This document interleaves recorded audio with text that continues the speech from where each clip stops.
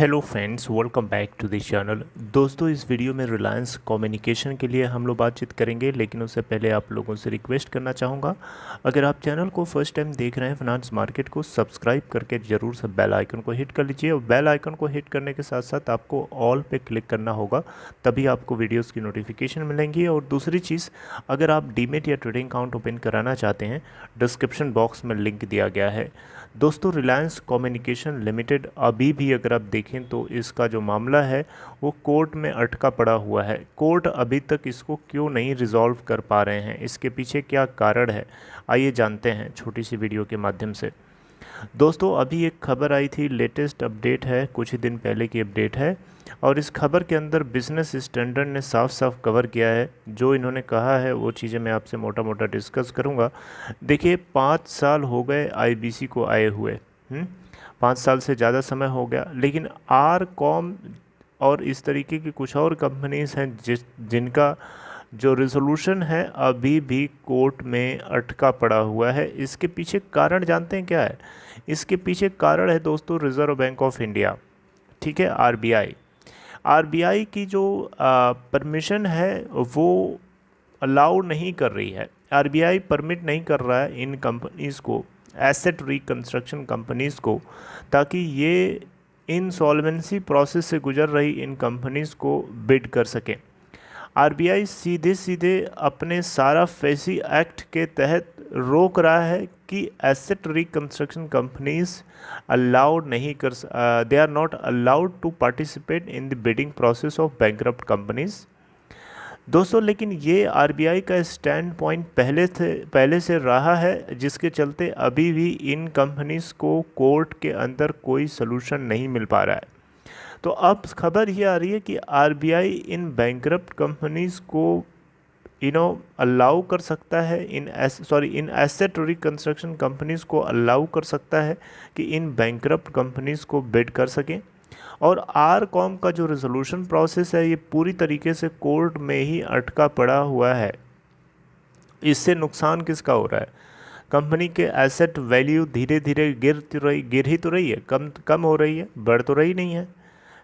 इसके अलावा जो यूवीएआरसी है, जो इस केस को जीत चुका है आर कॉम को एक्वायर करने के लिए, इसका भी जो इंटरेस्ट है वो धीरे धीरे कम ही तो हो रहा है, बढ़ थोड़े रहा है।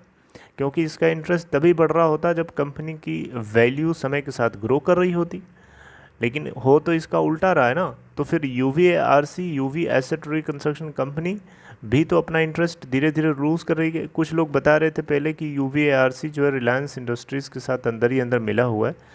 हो सकता है ये भी बात सही हो, लेकिन वो अलग बात है। लेकिन यूवीएआरसी का जो इंटरेस्ट है रिलायंस कम्युनिकेशन में ख़रीदने का, वो उसकी वैल्यू के डिग्रेड होने के साथ बढ़ेगा क्या? यूवीएआरसी बेवकूफ़ तो है नहीं। ये तब होता है जब इसका उल्टा हो रहा होता। आर कॉम के अंदर वैल्यू डिग्रेड हो रही है समय के हिसाब से, डेफिनेटली ये किसी भी एसेट रिकंस्ट्रक्शन कंपनी को इंस्पायर नहीं करेगी उसके लिए। तो आरबीआई को दोस्तों जब ये रिपोर्ट मिली एसेट रिकंस्ट्रक्शन कंपनीज़ के पार्टिसिपेशन को लेकर के, उस समय बहुत ही ज़्यादा आग बबूला हो गया था।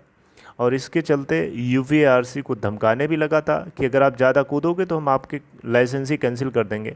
और आपको पता होना चाहिए कि रिलायंस एसेट रिकंस्ट्रक्शन कंपनीज़ के लाइसेंस को कौन परमिट करता है, कौन एआरसीज़ को लाइसेंस कौन देता है? आरबीआई देता है। तो आरबीआई कंट्रोल करता है इन एआरसीज़ को, तो एआरसीज़ ज़्यादा उछल भी नहीं सकती, अब आरबीआई के ही कंट्रोल में रहना है। तो आरबीआई कुल मिला जुला करके रिलायंस कम्युनिकेशन के रिजोल्यूशन प्रोसेस को डिले होने के लिए पूरी तरीके से जिम्मेदार कह सकते हैं, है ना।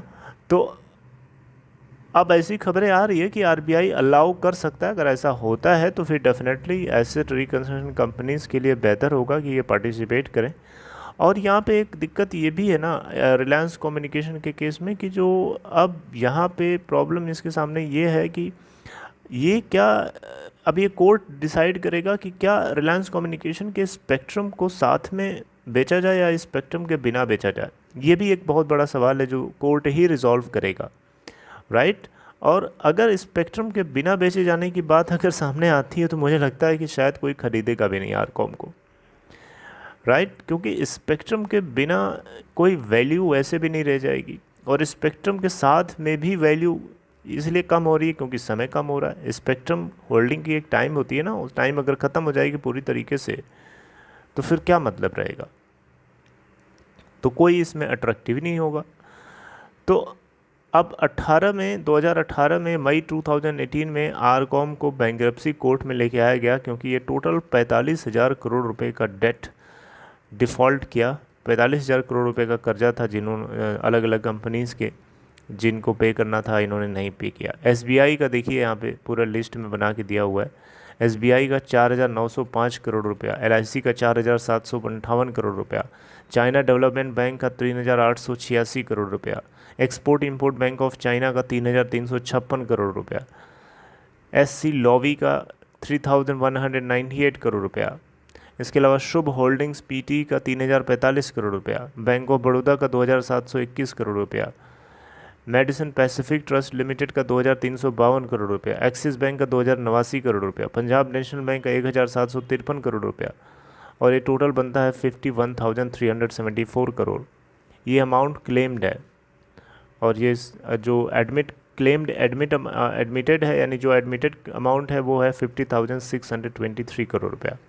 तो आप देख सकते हैं सिचुएशन बहुत ही ख़तरनाक है। अभी देखना होगा कि कब तक आरबीआई इसको अलाउ करता है इन कंपनीज़ को आरकॉम को एक्वायर करने के लिए। और ये अभी भी मामला एनसीएलटी के अंदर ही फंसा पड़ा हुआ है और उसके पीछे की जड़ आरबीआई है। आरबीआई पूरी तरीके से ज़िम्मेदार है यहाँ पे। आरबीआई घेर के रखे हुए है और आरबीआई सुनने में आया है कि अब थोड़ा सा ढीला हो रहा है, एआरसीज़ को अलाउ परमिट कर सकता है। कब करेगा इसका कोई पता नहीं है, लेकिन आपसे मैं बातचीत करूंगा इसके ऊपर आगे फर्दर रिसर्च करने के बाद कि क्या है इसके अंदर, कुछ और ढूंढूंगा, कुछ और चीज़ें पता चलेंगी तो मैं आपसे अलग तरीके से बात करूंगा। अपना ख्याल रखिए। अगर आपको वीडियो अच्छी लगी हो तो वीडियो को लाइक कर सकते हैं और अपना ख्याल रखिए। और कोई अगर आपको जानकारी इसको लेकर के है कुछ, अगर आप शेयर करना चाहते हैं तो कमेंट बॉक्स में हिंट कर सकते हैं।